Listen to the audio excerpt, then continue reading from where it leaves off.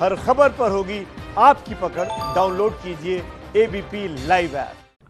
बिहार में पुलिस विभाग के एक बड़े अधिकारी की चिट्ठी को लेकर विवाद खड़ा हो गया है। ADG law and order Amit Kumar ने राज्य के सभी जिला अधिकारी, एसएसपी, एसपी को चिट्ठी लिखी, जिसमें कहा कि कोरोना काल में जो मजदूर बिहार लौटे उनसे अपराध बढ़ने का खतरा है, क्योंकि उन्हें बिहार में मन मुताबिक रोजगार मिलना मुश्किल है। बड़ी खबर यह कि इस विवाद को बढ़ता देख चिट्ठी वापस ले ली गई है। चिट्ठी 29 मई को भेजी गई और आज यानी चिट्ठी को वापस लिया गया है। 5 जून है आज, 5 जून को चिट्ठी वापस ली गई है। तो ये वो चिट्ठी है जिसका हम जिक्र कर रहे हैं। इस चिट्ठी में साफ तौर पर लिखा गया कि साहब, मजदूर जो वापस बिहार लौट रहे हैं दूसरे राज्यों से, उन्हें मन मुताबिक काम नहीं मिलेगा, इस वजह से अपराध बढ़ सकता है राज्य में, तो एहतियात बरतिए। ये चिट्ठी लिखी गई। अच्छा, ये जो चिट्ठी है वो आज नहीं बल्कि कल वापस ले ली गई थी। कल मतलब 4 जून को ये चिट्ठी वापस ले ली गई थी। तो एडीजी लॉ एंड ऑर्डर की ये चिट्ठी, इसमें वो लिखते हैं पिछले 2 महीने में बिहार राज्य में भारी संख्या में स्थानीय नागरिकों का आगमन हुआ। इस चिट्ठी में आगे वो लिखते हैं, जो दूसरे राज्यों में मजदूरों के रूप में काम कर रहे थे, गंभीर आर्थिक चुनौतियों की वजह से परेशान और तनावग्रस्त हैं। यहां तक तो बात सही थी। फिर वो लिखते हैं, सरकार की कोशिशों के बावजूद उन्हें इच्छा के हिसाब से रोजगार मिलना मुश्किल है। यह भी सत्य है, लेकिन आगे वो जिस तरीके से लिखते हैं, ऐसी हालत में परिवार चलाने के लिए वो गैर कानूनी काम कर सकते हैं, इससे अपराध बढ़ सकता है। ये वो चिट्ठी का हिस्सा जिसे लेकर पूरा विवाद खड़ा हुआ। प्रवासी मजदूरों के लिए बिहार पुलिस का यह आकलन, जो अपने ही यहां के नागरिकों को, अपने ही प्रदेश के मजदूरों को अपराधियों की श्रेणी में खड़ा कर रहा है। आगे इस चिट्ठी में लिखते हैं, ऐसी परिस्थिति का सामना करने के लिए तैयार रहें। हम सीधे रुख करते हैं। मेरे साथ मेरे सहयोगी प्रकाश कुमार इस वक्त मौजूद हैं। प्रकाश, ये चिट्ठी 29 मई को लिखी जाती है, 4 जून को वापस ले ली जाती है, लेकिन बिहार सरकार की तो पोल खोल देती है ना। कैसे अपने ही प्रदेश के लोगों को बिहार सरकार शक की नजर से देखती है, उन्हें अपराधियों की श्रेणी में रखती है। ये पोल खोल के चली गई नीतीश कुमार सरकार की चिट्ठी।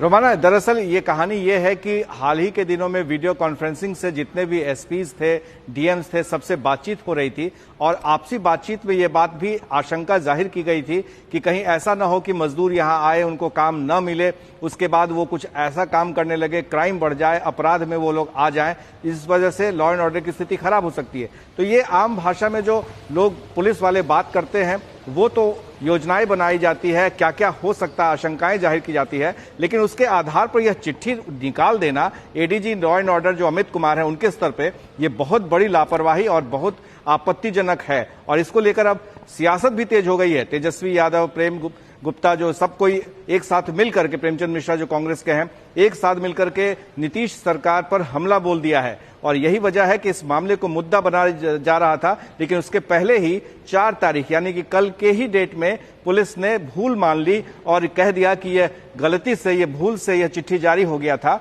अब उसे वापस लिया जाता है। रोमाना, मेरे साथ देखिए इस समय आरजेडी के नेता मृत्युंजय तिवारी जी मौजूद हैं। मृत्युंजय जी, क्या कहेंगे आप? ये चिट्ठी जो एडीजी लॉ एंड ऑर्डर जारी कर देते हैं, फिर कल इसको वापस ले लिया जाता है, ये कहकर कि भूलवश, गलती से चिट्ठी जारी हो गई थी। देखिए, ये चिट्ठी सरकार के अधिकारियों ने जो निकाला है एडीजी ने, ये सरकार के माननीय मुख्यमंत्री के निर्देश पर, और हम लोग जो आरोप हमारे नेता विरोधी दल तेजस्वी यादव जी लगातार लगा रहे थे, ये डबल इंजन की सरकार गरीब विरोधी है, मजदूर विरोधी है। पहले तो आने लाने में, उनको घर वापस लाने में आनाकानी किया, अब सीधे गरीबों को, इन मजदूरों को सरकार चोर बता रही है, अपराधी बता रही है। इन मजदूरों ने देश को बनाने में अपना योगदान दिया है, अपना पसीना बहाया है, और वो इस संकट काल में अपने घर वापस आए हैं, और इस तरह का सरकार का अमानवीय चेहरा सामने आया है। अब लाख सुधार कर ले, भूल बोल दे सरकार, लेकिन ये भूल नहीं है। सरकार ने जानबूझ करके ये पत्र निर्गत किया था। जब सरकार की पोल खुल गई तो सरकार बैकफुट पर आई। नहीं, आप बड़े आरोप लगा रहे हैं। मृत्युंजय जी, आप बड़े आरोप लगा रहे हैं। मैं आपसे समझना चाहती हूं कि आप ये कहने की कोशिश कर रहे हैं कि अधिकारियों को आगे रखकर जो नीतीश सरकार है वो इस समय अपना दामन पाक साफ बताने की कोशिश कर रही है। क्या आप ये कह रहे हैं कि ये जो कुछ हुआ है सब कुछ नीतीश सरकार के कहने पर हुआ है? नीतीश कुमार के मन मुताबिक ये चिट्ठी आई है क्या? इस सवाल का मैं आपसे जवाब लूंगी, लेकिन उससे पहले जरा ये समझिए, आप कांग्रेस के प्रवक्ता हैं प्रेमचंद मिश्रा, उन्होंने इस चिट्ठी को लेकर कहा कि इससे नीतीश सरकार का जो काला चेहरा है वो सामने आ गया है।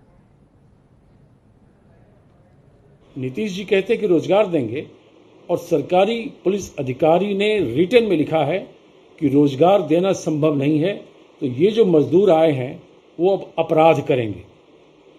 मैं समझता हूं किसी भी राज्य के चीफ मिनिस्टर और सत्ता में बैठे लोगों के द्वारा इस तरह का निर्देश अपने ही लोगों को बिना अपराध किए उन्हें अपराधी बताना और ये कहना कि इन लोगों के चलते अपराध बढ़ेगा और एडमिनिस्ट्रेशन को अलर्ट पर रखना घोर निंदनीय है।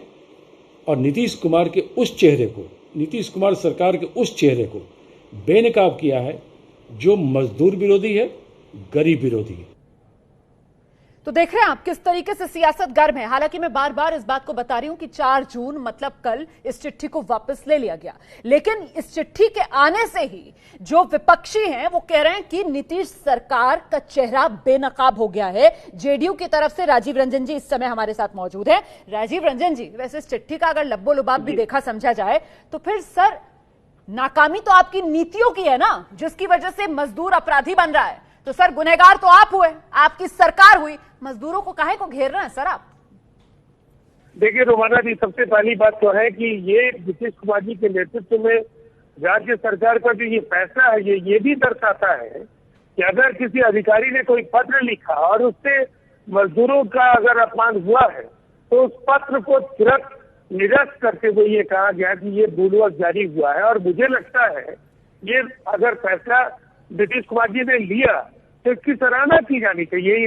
इस विपक्ष के दिवालियेपन पर हम क्या बात करें जो केवल सवाल खड़े करते हैं, इनसे अगर ये पूछिए कि इन्होंने किया क्या है तो इनके पास कोई जवाब नहीं होगा। राजीव जी, आप जो दलील दे रहे हैं, राजीव जी आप जो दलील दे रहे हैं, दरअसल विपक्ष ये कह रहा है कि साहब अब अधिकारियों को आगे करके नीतीश सरकार अपनी जिम्मेदारी से पल्ला नहीं झाड़ सकती। विपक्ष ये कह रहा है ये चिट्ठी ही नीतीश सरकार का असली चेहरा है। सर आप कह रहे हैं साहब चिट्ठी क्योंकि वापस ले ली गई वो नीतीश सरकार का चेहरा है, तो जनता क्या सच समझे सर? चिट्ठी नीतीश सरकार का असली चेहरा है या चिट्ठी वापस ले लेना नीतीश सरकार का असली चेहरा है? कहीं ना कहीं मजदूरों का इससे अपमान हो रहा है। इस पत्र की जानकारी मिलते के साथ मुख्यमंत्री नीतीश कुमार जी के नेतृत्व पर इस पत्र को वापस लिया गया और संशोधित पत्र जारी किया गया। बहुत बहुत धन्यवाद सर आप लोगों का। लेकिन मन में ये सवाल लगातार बना हुआ है कि चिट्ठी आती है, चिट्ठी वापस ले ली जाती है, आखिरकार ये सियासत का कैसा खेल है? कटघरे में किसको खड़ा करती है ये राजनीति? मजदूर को, वो मजदूर जो अपना सब कुछ गवाकर शहर से अपना रोजगार छूट जाने के बाद इस कोरोना की महामारी में पैदल भूखा प्यासा अपने घर लौटता है, अपने राज्य लौटता है। वहीं की राज्य सरकार उस मजदूर को इंसानियत और मजदूर की नजरिए से नहीं बल्कि एक अपराधी की नजर से देखकर कटघरे में खड़ा कर देती है। हालांकि चिट्ठी वापस ले ली गई है, लेकिन सवालिया निशान तो आपने लगा दिया ना उस मजदूर पर।